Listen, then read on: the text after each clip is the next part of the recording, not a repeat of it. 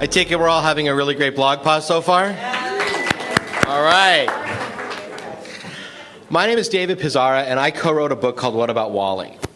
And it's my pleasure today to introduce to you my co-writer, Stephen May. Stephen is a certified veterinary journalist. He's got about 30 years experience in the vet and pet world. And you're in for an excellent, excellent speech on how to raise your fan base on Facebook. So with that, let me introduce Stephen May. Thanks, David. My pleasure. Appreciate it. Good morning. Is the volume okay for everybody? Do you detect any jitter of caffeine in my voice? Yet? No? Okay, you will. Thank you for coming. Start out with that one.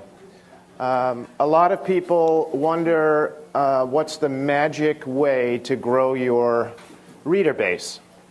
And depending upon which medium you use, it's a different strategy any way you look at it. So at the time that I provided, my thoughts that I would like to put a lecture together, bless you, I was just approaching 200,000 fans. And that was probably around Christmas time. And I'm one of those people that's like, it's like a slot machine. I'm clicking constantly. Click, refresh, click, refresh, click, refresh. It grows, it grows, it grows. And so as my index finger gets tired most of the time, it was a really weird effect that happened from like December, that moved into January, that moved into February, and I started growing incredibly fast. This week, bless you to everyone that's going to sneeze in the next hour. This week, I crossed over the 500,000 mark. So thank you. Thank you. So I'm going to share with you what works, what I feel works for me, and what I feel I could at least share with you that you can benefit from. I have two logos up there, and as I get closer into the presentation, I'll kind of explain why there's two, which in a sense would confuse the average person, because I'm a brand person by nature. So, but I'll kind of go through that growth as we go on. So let me advance to one of the most important slides. Okay. So I shared yesterday that the night before I had a horrible night's sleep. And it wasn't the time change because I'm from the West Coast. It was that I didn't get to sleep with my pet at night. Because it's a certain way I arrange my pillow, I arrange my arm, I arrange my stomach so she's comfortable. Okay? All right, so I lost out on that. I apologize. So anyway, did I lose audio? A little bit? All right. Well, I'll try and speak a little louder. I adopted Cece, let's see, about 3 months now. And it's really tough if you all have experienced going to adopt a new pet. There's probably like 100 of them giving you those unbelievable eyes. Please take me home. I need to go home, and what's the right choice? So I brought my daughter, who's a magnet, because I figured, you know what, if they're good with children, it should be great. So I have not regretted her adoption at all. And everyone kind of experiences a certain relationship with one pet in their life. We can have 5, 6 pets through our life, even more, but there's just that one little relationship we have with that one pet that's just a bit different. It's either it's stronger or we think about them a lot more. And these are the type of topics, these are the type of emotional connectors I like to write about, okay? Because I feel that it's captive for my audience. So just to give you a little rundown, this is my 38th year in the veterinary industry, probably about 20 years in the pet industry. I started out as an animal technician. I franchised a business, which was a pickup and delivery, by the age of 30. And my own territory was knocked out in 1991 because of the earthquakes in LA. But what it allowed me to do is keep my hands on the animals and keep my communication with pet owners. That was so important to me. Because even in the hospital environment, I still got to speak to pet owners one-on-one, whether it was dispensing medications or whatever it may be. I missed that when I left that environment. So it provided me a hands-on one-on-one contact. Then I started a company called Veterinary Marketing and Management, and I did practice management for independent veterinarians about 11 hospitals in Southern California, 2 on the East Coast. So there was a little bit of flying. I then jumped into the corporate side and was a VP of corporate marketing for VCA Antec. And for any of you that are familiar with them now, they have 600 hospitals across the United States and about 94% of the diagnostic laboratory. And today, on a daily basis, I still provide consulting services and marketing services for them. I worked for Veterinary Pet Insurance, did their strategic marketing for a couple of years, and then I started an agency because I figured that if I could do everything that I'm doing for these companies, I can do for myself. And that was since 2002, and I'm still doing that. I write, I speak, I provide consulting services both in the pet industry for pet-related companies, for independent owners, that pet stores, pet supply, or boarding, grooming, as well as on the veterinary side, vet hospitals. And of course, you met my co-author. We put out our first book last year called What About Wally? And anyway, I'm very grateful for that. Published a couple of magazines, Technopet Magazine and Vets Magazine, primarily that went through the veterinary community. And that's about enough about me. Getting into part of the 200,000 fans, this is 191,001 and 191,002. That's Winnie and that's Snow. And Winnie is still with us. Snow, bless her heart, moved on. She's in a better place now. And there's not a day that I probably don't have that connection and think of her and feel for her. And I try that whatever I write, I have that, I go back to that feeling and I write a lot. Okay, so today we're going to talk about selecting the right social media avenue because a lot of people like to get into writing at different mediums, whether it's Twitter or Tumblr or Facebook or as it goes on, Google+, on and on and on and on. We're going to set some goals and objectives. We're going to develop an editorial calendar. I'm going to talk about that.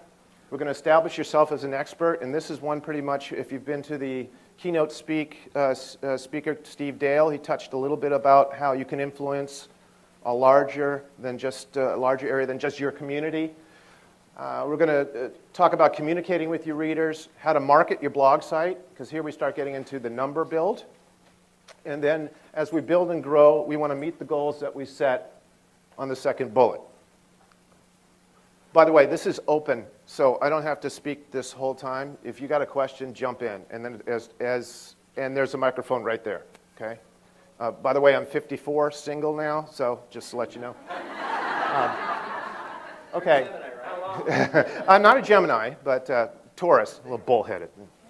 All right. So there are many different internet sites to choose from. Which one is the right one? Which one do you feel you can send your message out that gets the greatest impact and or the greatest response? And what do you want to accomplish if you go with one or all platforms? Okay, this is a really big decision.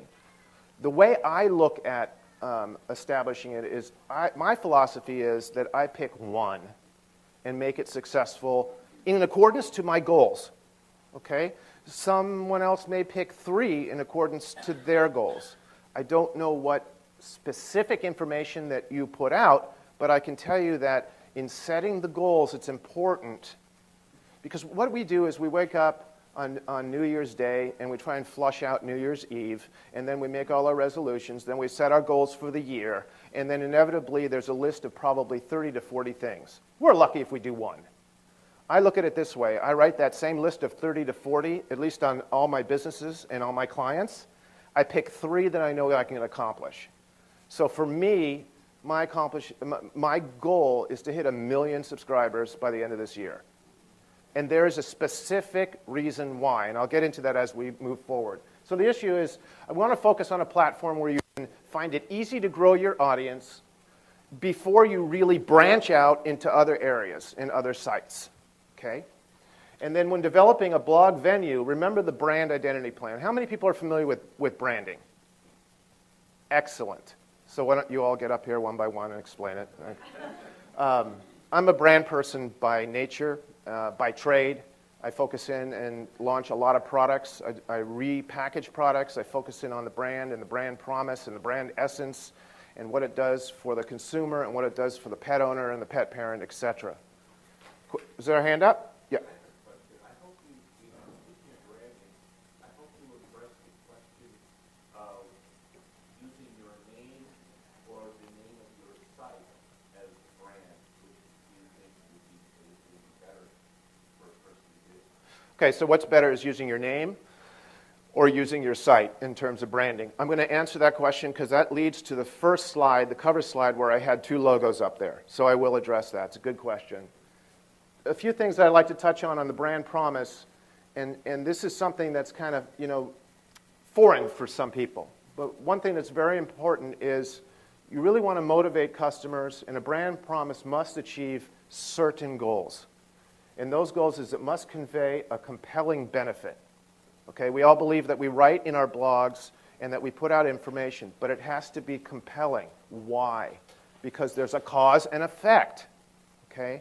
You can have a very diverse base of readers that just listen, and they're lambs. And that's okay, if that's what you want. Or you can look at developing a site where you can have a great deal of interaction. Right? The second part of it is it must be authentic and credible. You have to have integrity. You have to be trustworthy. And for me, if there's a question that comes across my site, I don't know. I'll tell them, I don't know, but you know what? I'm going to find out for you and get the answer for you because I want to be the resource for them. And the promise must be kept every time. Don't stray away from that. Every time. Okay. So this raises a question about the 2 logos. I started out, I thought of a good name, the Daily Growl. For me, it kind of addressed kind of like funny with cats when they growl, and of course, growling dogs. And it was something that I could post every day and provide some information. At that point, I still had no idea what I was doing. But I knew that at that point, for me, it was about me. Okay? So I started to promote my background, my education, my experience in the veterinary world, which validates the actual copy that I put out. And at that time, I had to remain, because there's a certain trait that I live through my life and I apply to my business, is I do try and stay as humble as possible. I really try to deal with the self-esteem versus the ego. And I know there's a lot of people that love the ego. I'm not one of them. And I have enough friends to shoot me down if it strays away a little bit. But in essence, a lot of people knew me as the pet guy or that pet doc or whatever it may be. I had a little bit of a following, and as you go on, I'll explain about how to benefit from your experience, because the readers have to feel confident first before they can begin to trust what you put together, and you have to be ethical and honest. And for a lot of people, that's not the easiest thing in the world. It was a learning process for me. It took 28 years for me, but I'm pretty honest today. I won't tell you how you look in that dress. Anyway, so the question is, do I promote myself or do I promote the name The Daily Growl? Well, simultaneously, obviously, I wanted the name The Daily Growl to get out. You register your domain name. You go ahead and build a blog site. On Facebook, you have an address. And then it kind of like begins to live. And you tell your friends and your family, and all of a sudden they go, oh, did you go up to the Daily Growl? Did you go on the Daily Growl? And it begins to take a life of its own. Who's on it? Oh, that Steven guy. Oh, great, he's a nice guy, yeah, blah, blah, blah. But for me, I looked at the evolution of my brand, because what am I going to do at 1 million subscribers? Right now I have 500,000. What do I do with those people? I can continue to provide education and information, which I am and I will, because it goes back to my brand promise, right? But then, where is it taking me? All right, so it was a decision I had to make. So I look at a lot of different possibilities for me. Maybe private labeling is, I've had a lot of people write to me that they think I should private label. I have companies that contacted me to try and maintain the name and see if I want to private label a shampoo line, a cream rinse, etc., whatever it is. But thinking that I need to build a brand, because no one's going to buy a bottle with my face on it. Let's face it, I'm not J-Lo, okay? I'm just not. So I need to create a brand where people feel comfortable, they understand where it comes from, and then I went through a whole design process, And as of 40 days ago, we launched this particular image. And I call it an image because there's a difference between a logo having a symbol and having a logo. This is the symbol, this is the logo. This can be used, and I'm straying a little bit, but this can be used on different parts of packaging, and this can be used as the brand product label. It's deeper than that, but that's not what I'm here for today. So anyway, there is a growth process, and I don't know what I'm going to do when I get to 1 million, but I'm starting the process. And so I have to educate my readers, and so the logo has now begun to appear on my page, but very subtly. There is a process involved. Okay? There's a learning process and a curve of introduction. So setting the goals and objectives is that I look at it this way. Keep it very simple. Get yourself a nice rescue calendar that come in the mail unless you have them. And write down what you feel you can accomplish in your business or on your blog that you want to accomplish. Select 3 of them that you can do and work toward those. Okay? And then how much time do you really have? How much time do you really have towards your blog? A few hours a day or full time? Big question. When I started my page, I had a couple hours a day. Now I have 2 to 4 in the morning I got to answer, and I've got 7 to 9 before I get client calls. I have lunch, I'm online. It's now taken a life of its own. But to maintain the brand, I have to answer to my readers, right? So I have another dilemma in my goals. Do I expand my staff to help? The answer is yes, I need help. Okay, so visualize where you want to be on the site. A year from now, 2 years from now, or 5 years from now. So does anyone want to take the jump? Where do you want to be in 2 years on your site? Does anyone want to raise their hand? Does that mean you don't know, or you're just timid, or in terms of where you think your site is going to be? I mean, are you going to maintain the same communication? Are you going to look into a topic change? Are you going to bring in contributor writers? Are you going to do interviews with other experts? What is it? Where do you see yourself? Because it will grow. It does grow. It's just change is inevitable. And is what you do and what you can maintain right now is right now. And that's good, but it will force you to change as you grow. You may begin to get behind a cause, right? There may be a foundation or adoption agency you get behind, and that may occupy X amount of hours in your time. So you have that thought, okay, I got a new goal. I'm going to do an evolution change in my site. Okay? And do your plans involve making money? Okay? For me, I will maintain my path is to provide good, honest pet care information to better the health of pets today. I do this on my site all the time, and I'm working on a number of client projects that focus specifically, because you saw the veterinary numbers and you saw the reasons why, on early detection programs and wellness plans. Because most pet owners that come in feel that their annual physical exam is just a vaccine and a fecal. And you see a doctor that goes through eyes, ears, nose, listens to the chest, palpates the stomach, lifts the rear, looks at the you-know-what, and Miss So-and-so, Buffy is so healthy, we're going to see you in next year. One second, it works that way. They have no idea how the heart, lungs, the brain, how even the cells are doing in the body. So early detection and wellness is a big area. Yes, please. I have a question. My organization, I'm a nonprofit. I run an organization called Kitty Bungalow Charm School for Wayward Cats. I'm slightly confused for a little bit out of the element. What you're doing with 500,000 friends, likes, whatever they're called now, are you doing any kind of call to action with that, or are you building that so then Friskies comes to you and says, we'd like to monetize what you're doing by putting your label on this food? So is there a track where you're asking people to, is there a call to action at all to those friends, and how much are they responding? I can give you my personal answer, because obviously where I'm going. I'm looking to put together with my partner 501c, okay? Because I have a couple of causes that I feel are beneficial, and eventually, if I could get a good subscriber base, I could raise a lot of money to help that particular organization. Now, today, I also have companies coming to me that just want to produce focus groups. They want to take 1,500 pet parents and run a couple of questions. That's fine too. I ask first before I provide, and I'm in full control of the list and who gets asked and the whole thing. So to answer your question is, I have a specific goal. I do want to launch some products, but I want to launch a 501. But currently, I guess, are you doing any call to action? Because what we find is that we get more friends, and what they want to do is keep liking our adorable pictures of kittens. Right. But when we do a call to action, simple, easy call to actions, there's very little interaction. How is that training of, give us, it's $1 day today. Everybody give $1, and you end up with $6.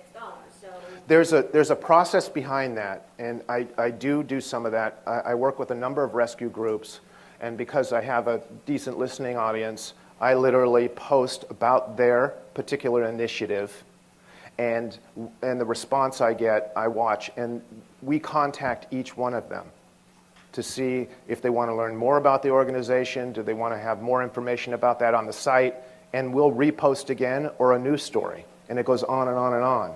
It just depends on your strategy, okay? So you'll never do it in the masses. Everything takes steps. You have to look at the top percentage of influencers that are your readers. The top percentage will follow you and they'll donate, okay? Then there's the second level that, well, think about it, but I was never asked, I don't feel that close to your blog site that I have to fork out $1, okay? So there's a different strategy to go after that. So the answer is, where mine is that I slowly send out certain message points that help me attain my goal at the end.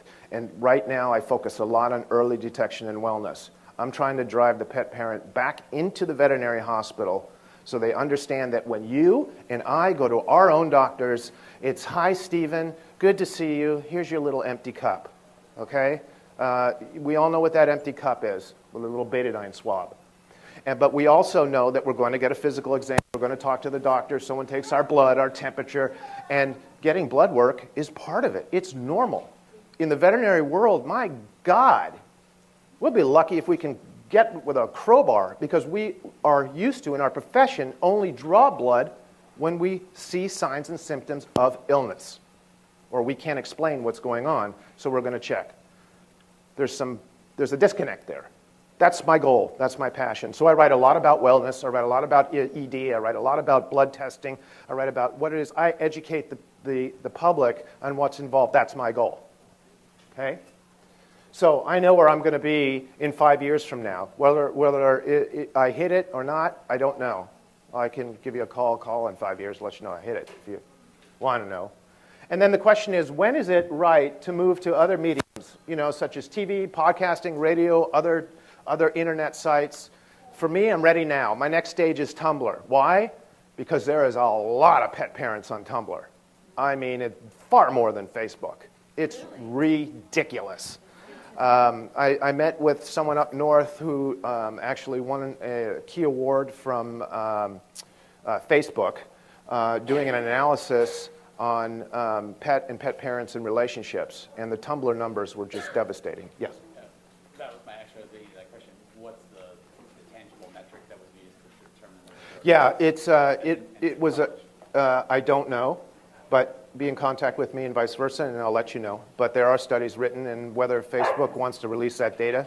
But I can tell you that I've done business with this gentleman before, and he's worked on some of my sites. We became friends, and I had to send him a congratulations when he won the award. Which makes sense, because Pinterest, I see a lot of those photos are repinned from Tumblr. So there you go. That's valuable information for us. Yeah. So Tumblr is really good to reach a wide range of pet parents, and a lot of again, it depends how you build your page. Do you want just nice pictures, or do you want to get into in-depth topics? Okay, that's part of setting the goals. What do we want? What will bring a bigger audience? And is bigger better? No. If you're happy with what you have, so be it. Okay? Don't think that because you got to grow numbers that it's going to get bigger and better. If you're happy with the 1,200, 3,000, 8,000, 6,000, or whatever, just make sure that the information that you're delivering helps you in the long run to grow your community. So editorial consistency will bring a stability and growth for fans. They like to see consistency. I get up in the morning, I do what nature tells me to do. I take a shower, I shave, I put my clothes on, right foot sock, left foot sock, shoe, and shoe. Okay? Different for you, different for me.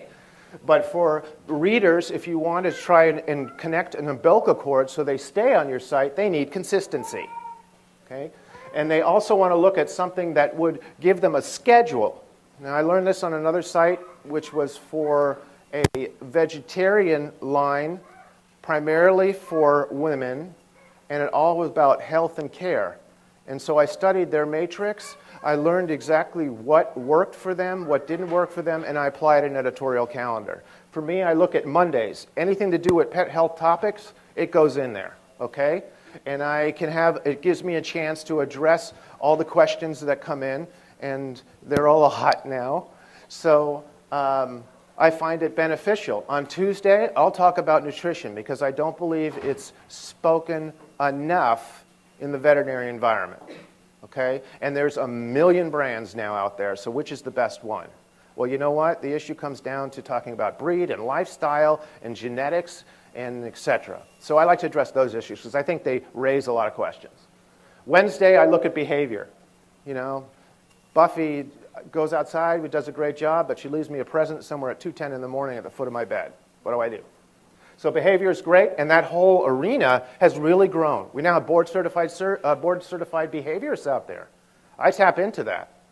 I'm not an expert in behavior. I'm an expert in pet care.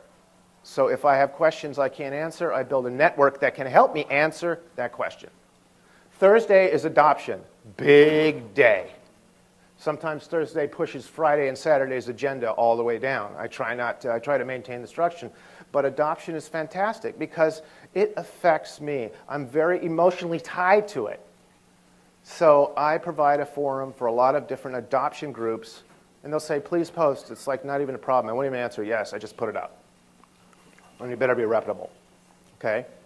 And then Saturday, I like pet photo contests. How many know that people love to see their pets up on the sites?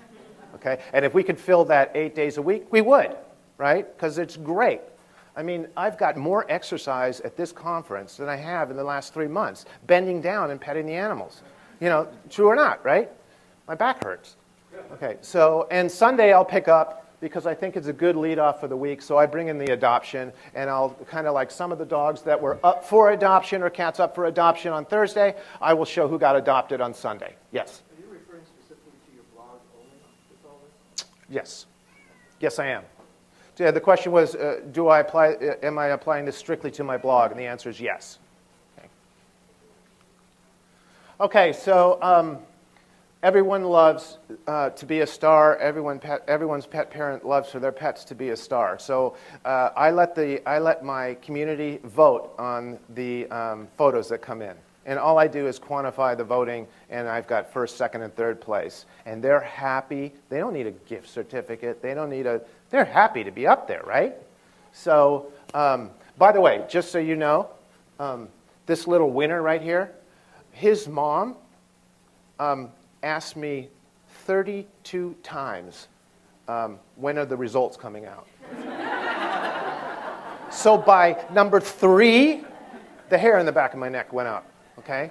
But I was polite. I answered each one. I said, there's a lot of entries. It takes time. And her numbers were growing. I mean, we're like 1,500 votes, 2,000 votes. And they don't win anything? Nope. Nope. Wow. Nope. But they want to share their friends and family. So what happens? And I will get into this on the numbers.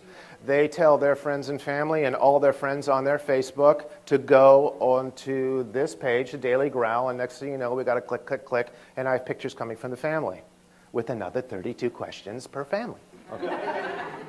So these are the headers. I change the headers every couple of days, and it also depends on the news. What's in the news? What's in the media? Okay, because I like to stay as current as I possibly can. So the interesting part is let's get into really like how we like build and grow our site. This poster was on a tripod as you walk into the hotel, and as I tripped over it last night, I put it back together and I read this part, the most valued and trusted pet community online. You are the expert. It does not matter what field or selection or area, if you're into adoption, into dogs, cats, whatever it may be, the second you have start your blog and commence with the communication, you are looked as an expert. And we've all received questions that were like, that's a little out of my league, okay? Why? Because you're looked as an expert. Why? Pet parents are information hungry today. Very, very information hungry.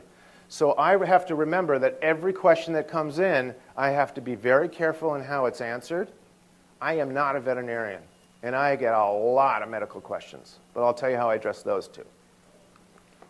So you are the experts. Readers look at you as an expert, and I set up my site as an expert.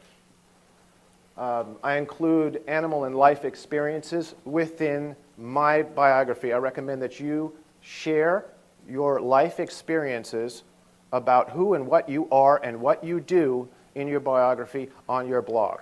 It's important that the readers know who is running the site, what your knowledge is, etc. And that will help you, by the way, in raising funds, okay? Because there's a lot of adoption or 501c that are out there that are not reputable. So my mom, bless her heart, she's 89 years old. She gets 86 different envelopes asking for money from adoption. And I'm like, Mom, do you know how much it costs to write a check these days? And she says, well, I can't see the internet. And then we go back and forth. I'm like, okay. It makes her happy. It fills the void in her heart. So I help her write all those checks. And include your work. Include your work experiences. If you're doing work in the shelter, the pet stores, veterinary, adoption, whatever it is, make it known. And it's okay to post that separately. So if you feel your community is growing, and all of a sudden you can resort back to some experience and share it and create a conversation, create a stimulating conversation. I always bring in things that I did 10, 15 years ago because they apply to things today. And then include any authored books or written articles or interviews or TV spots that you've done. Why?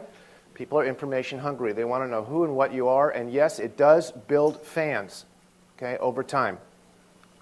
So as you know, we launched a book. And why did we launch a book? Because David is my divorce attorney, and we started shooting the you-know-what. And the fan kept spinning more and more, and he understood what I did, and I knew where his goals are as in what he was doing, and boy, it was a perfect fit. And our life experiences is truly in this book. And I'll take sometimes half a chapter and repost it. And I'll tell people where the rest of the book is. Wally is quite the little traveler, but he does really well. So I only put that up to share the experience. Okay, I have hair in this picture. Okay, so let's start with the mullet. All right, so this is in here because for some reason people want to know, and I've had this question asked, what has been your experience in providing animal health, and are you familiar with traveling with your pet?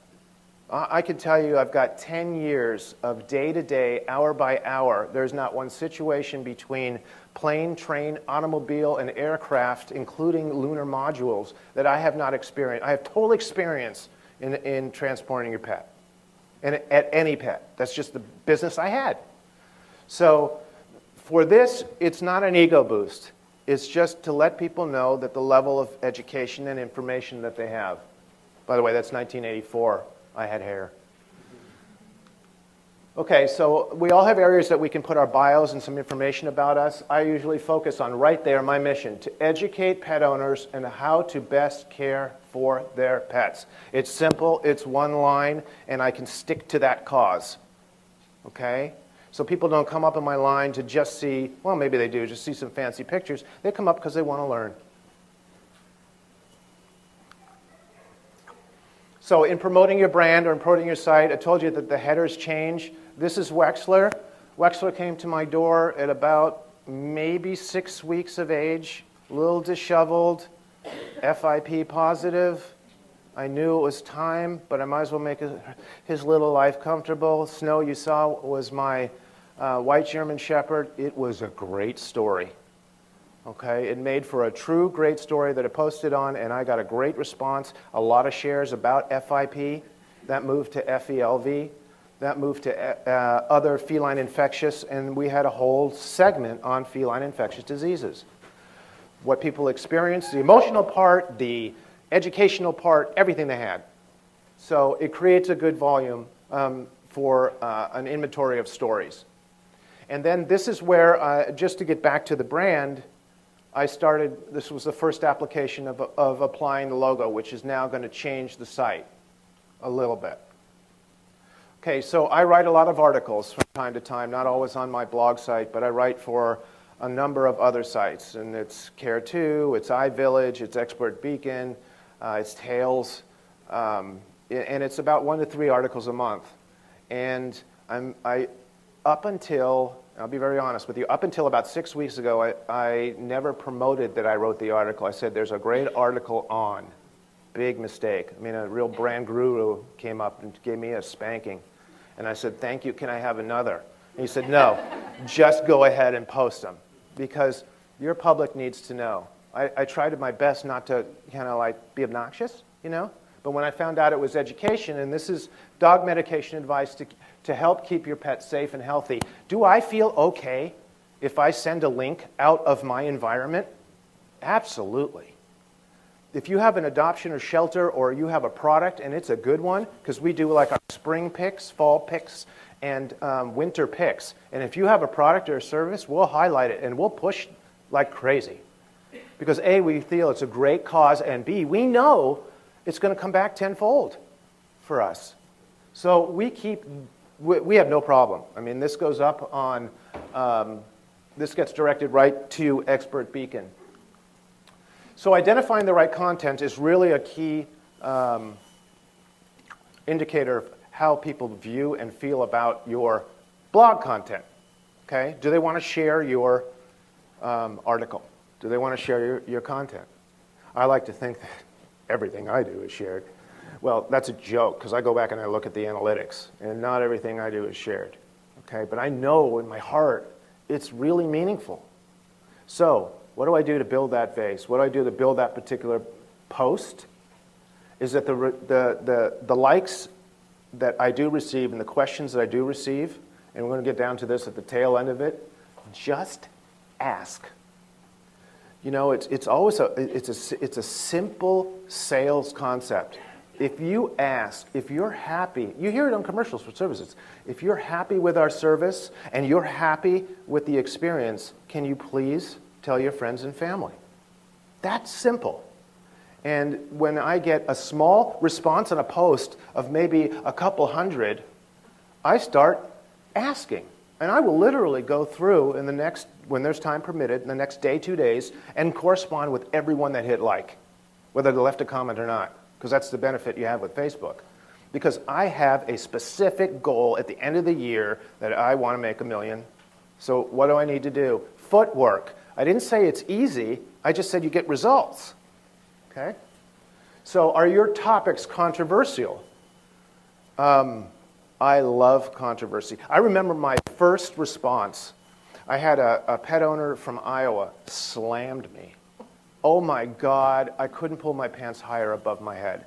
And I was convinced, I was on the 405 freeway, I was convinced that everyone on the 405 freeway, everyone and their parents knew and read that post, and they were going to tell everyone, and I'm in trouble. Oh my God, it was horrible. So I'm going to this print house, right, for a client, and I'm reviewing this job, and all of a sudden he says, so how are you doing? I said, oh, terrible, you can't believe this post, come here. And I look at his computer, I boot it up, I show it to him, and he's looking at me like, you're an idiot, you know?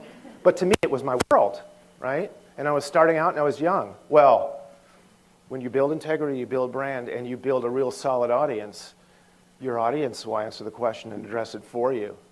Man, I read a response, holy mackerel. You think I paid for that response, and it was right on target. So as you grow, it's really important that you build a very loyal audience, because they will share, they'll go head to head, and it's so great to read. And people love soap operas, so they start, I watch those posts grow because, hey, Jenny went with Sherry and they had fun, It's an interesting thing. So are your topics strong, and do you have a personal opinion? Do you share your personal opinion in your blogs? Okay, because I think that's important. You don't have to do it all the time, but you can make a recommendation, right? And do you have articles that provoke a response, or are you just sending out a direct message? Like, I know that when I have a post, I sometimes will point blank say, tell me how you feel, please post your response. I'll ask. Dangerous, because I have a lot of work thereafter, but it's interesting to read it. It's kind of neat. And do you seek to entertain? My pet photo day, pure entertainment. My rescue and in the news is great, it's entertainment. I see a pop in the stats, so I know that they're getting, and sometimes I'll be honest with you, I'll post 8, 9 times a day because Facebook has that capability where it's simple, it's quick. So if I have some pictures coming in, and I had one that I posted 21 photos for the pet photo contest in like a 15-minute segment. Someone wrote back, says, this is ridiculous. All I'm getting is like posts from you. So the fan got up and said, then just turn it off, but we like it. I try to, yeah. The ones that go out on the Thursday and Sunday, I try to schedule them, absolutely. I can attest that as much as I try to stick to my brand, I don't always make those times because of life experiences. Well, no, I meant using the scheduler on Facebook. Yes, I do. I'll set the scheduler. And are you writing from the first or the third person? Okay, is it coming from you, or are you telling a story? And are you consistent in that manner? Because that does drive interest, and it will drive fans. Okay. So again, in identifying the right content, I like to build strong editorial contributors. I think it's really important, and I am very grateful and very lucky because I have friends, and they're in the 20s and 30s that are all veterinarians. There's never a time that I cannot pick up the phone and ask a question, and I'll quote them. I'll put their quotes in, and I'll always drive that pet parent back to their veterinarian to seek advice, okay? Because this is a site that shares about pet care and information, and we're very on target, but we don't practice medicine, we don't pretend to practice medicine, and even if a veterinarian explains what's going on, they still don't have the pet in front of them. How do they know, okay? But again, end goal, preventative medicine, wellness, ED, early detection. Go back to your veterinarian, schedule an appointment right away, and hopefully Fifi will be feeling better once they diagnose it. Yes? Are you talking about things you do on your Facebook page or things you do on your Daily Growl? Daily Growl is my Facebook page. And yes, it's on my Facebook page. So when you say you have editorial contributors, you post that with their information, they don't. Oh, I control all posting. So I will have, let's say I'll do an interview with a trainer. So I'll do the interview, I'll do the write-up, and I'll do the posting. Okay. Yeah. Yeah, I don't allow open access. There's another question? I was kind of going to ask the same thing because, like, dailygrowl.com is just the GoDaddy. Yeah, that's not me. Right. That's Daily Growl blog. Right. You, Right. but you post most things On Facebook. Because the website right now, just to explain where the website's going, as I prepare for my end goal, it's being rewritten now and reconstructed for 501c and product distribution. So, like, your pet photo contest and stuff. or something. That will not appear on my, that only appears on Facebook. And unless I connect to refer to another link, I like everyone to feel comfortable going to one site. It's a creature of habit. So. Did you start out as a Facebook page? Like did Daily Growl start out as a Facebook page and then evolve into a website, or did you have it as a website and then created the Facebook page? I felt I needed to. I started out both. So same time, at the same time. Okay. So the blog kind of came first and the Facebook followed. Same day they launched together. But I found out that the Facebook page was better for me. The blog page, I knew I needed to change it. Did it, how long did it take you, at first when you had your Facebook page, was it kind of did you know that you wanted to have a certain goal of 200,000 likes, or did it just kind of grow and go this is something Okay, so did everyone hear the question? When I first started my Facebook page, did I have a specific goal, or did I just kind of like, did I know where I wanted to be? I just wanted to be liked. Are you kidding? Until I treated my sites as a client, it never took structure. So in the first 30, 60 days, I was just having fun. I was just thinking of my editorial calendar. I put a library together. How long did I want to post? I looked at the photos. What did I really want to do? And I just slowly started putting it together, because in the first initial process, really, who's going to go to it? Your family and friends, right? So they help you out a lot in guiding where it needed to be. And then I looked at where could this take me in a career path. And then I applied those strategies to where I wanted to take it as a career path. And how can I help the community? When I was 16, I don't know what it was, but I knew I wanted to leave my mark and contribute to the veterinary community. It was that important to me. I knew it. And I knew I can either go back, I can go to finish my school and become a veterinarian, or I didn't know what to do. But I knew it was with me, and it stuck with me till today. And we're almost, 4 decades down the line. So I have a great ability now to educate pet owners, and I love that. So, yeah. Can you address that your goal is 1 million likes, but that actually is kind of just a number. What's behind that number in terms of the audience, in terms of age, location, and maybe some other things around demographics? Because to me, when you see 1 million likes, that goal is just for the numbers, and you can easily achieve that through a whole bunch of other... Right, you can buy them if you want to. But your real goal is you want an audience that actually really cares about what you're writing about. Right. Can you talk about that? Sure. The issue is it's easy to get, or different ways to get a lot of likes. But is there a strategy behind what those numbers are? There is. I'll be very honest with you. I'm looking for 25, 65 female, probably 2-3 kids per household, annual income between 45 and 125,000, and I can monitor those statistics. So have I gone, and I'll explain why, have I gone through, when I look at the likes, I can break it down by male, female, I can break it down by city, all the way down, and then I do have a macro program that was built that allows me to take a look and target those numbers and the areas that I feel I need. Why? Because today, and it's changing. There was a recent article that came out that single males, are becoming to pet parent a lot more than single females. This is an interesting change. But I know that for pet owners, the ones that the real decision makers is female between 25 and 65. Yep. So if you had to rephrase your goal, would it be 1 million people who actually are pet owners as opposed to just 1 million people? It'll be 1 million people, 1 million pet owners. Okay. And it may exceed that, or I may be on that. Right now, I'm at about 90% in my numbers. So somewhere in there, that's pretty high. And it's the way I've posted, and it's the way I respond, and the way I watch the numbers. Any other questions on that one? Yes? What do you use to analyze those demographics? How do you figure that out? I first started using Google Analytics, which is fantastic.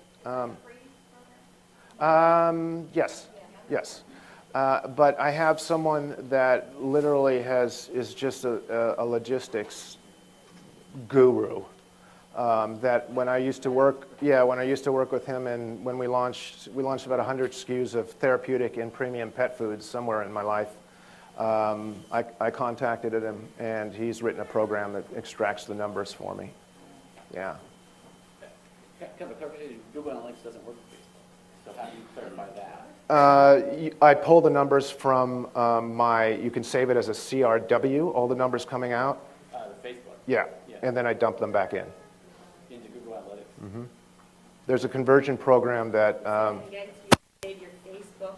you can export the Facebook numbers. So you're taking Facebook Insights out? Yes. And you're Yes. It's a exporting CRW, them? and then you download that into Google Analytics. Yeah.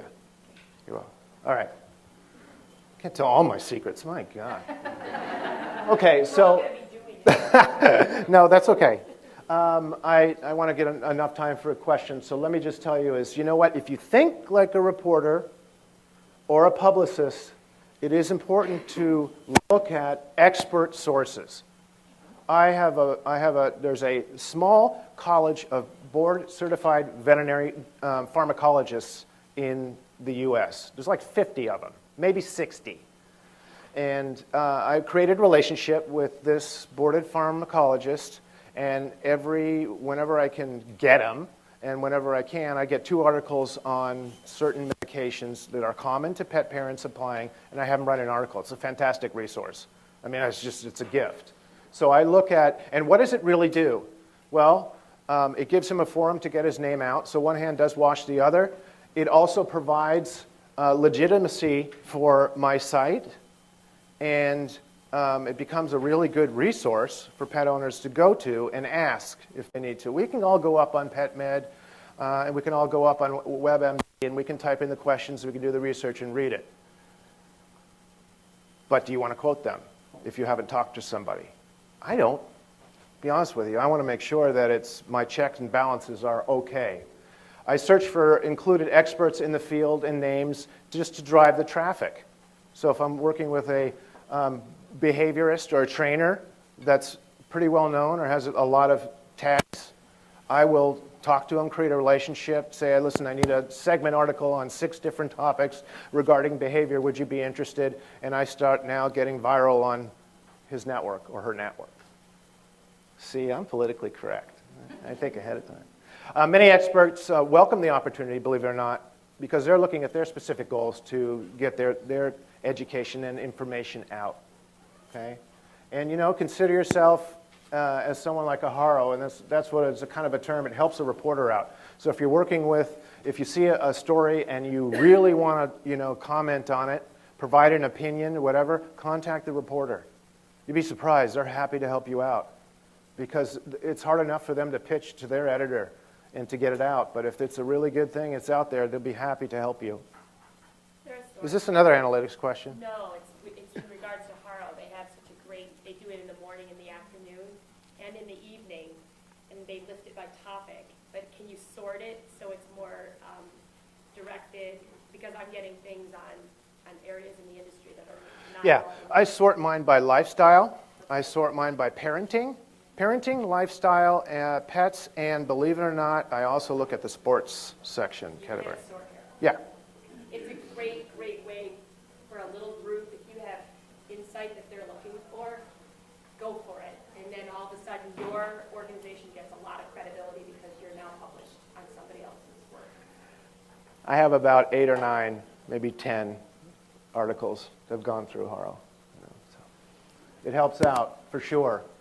Okay, so communication. Best establishing communication with your readers, you have a better chance for growth and distribution. Does it take a lot of work to establish and talk to each reader? You bet it does. What's your goal? Okay. First ask yourself, do you have the time to respond to readers? If you don't have the time, don't set up the community like that. Okay? You can be very, very forthcoming in saying, we appreciate your comments and everything, but this is a free open forum. Just post what you want to post and comment on that particular subject. We don't reply. It's not the end of the world. But if you have the time to reply, I love it. I love replying. I think it creates a good dialogue. And do you want to encourage link sharing and have an appropriate tools in place? Absolutely. Okay? If it's part of your plan to move into other sites, like in the use of Twitter, then you want to be connected. If you want to be connected to other pet expert Twitter sites, ask them. You'd be surprised, because they're looking for information. I'm on a couple of other Twitter expert sites. Every time I post, it goes onto their site. I'm like, thank you, thank you, thank you. It grows. The numbers grow very quickly. And do you want to encourage reader discourse on your site? Hey, Andy Rooney loves it, let me tell you. And there's nothing wrong with it. It's not for me, but it's a good question. I'll wait till you shoot that picture before I advance. Good? Okay, so marketing your site. Remember I told you it's footwork, and this lazy dog is taking a ride, but it is footwork. It's hard footwork. The first 100,000 is really tough to get, but you will grow after that. It's a domino effect. It just begins to expand. So for me, word of mouth is family and friends, which we start out, local pet establishments, pet parks, dog and cat shows, veterinary hospitals, and then it starts to go out viral and other pet sites that are out there, education pet sites. And I even look at, depending upon what it is, if I want to push or promote a post, I'll look at some advertising. But I really have to look at it hard if I want to do it. Okay, so marketing your site. Okay, if when I looked at my fan base grow, there's on Facebook Insights, you can actually look at the friends and family of your total number of fans. The numbers are staggering. You don't have to go outside to grow. Stay inside your own environment. And there's ways that these fans will tell their family and friends. I mean, right now it's a ridiculous thing. I have, out of the 500,000 numbers, I think it's like 800 million. It's ridiculous. That amount of friends and families that are connected to those 500,000 fans.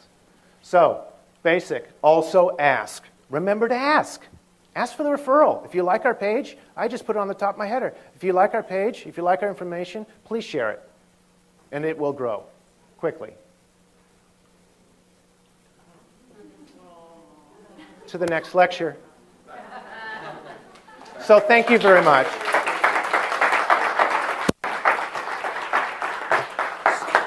I'll definitely ask your question. I'm going to pass these out. It's a speaker survey. Number 4 is the best. If I'm anywhere under it, just put a different speaker name on top, and you're good to go for the rest of the day. Another hand.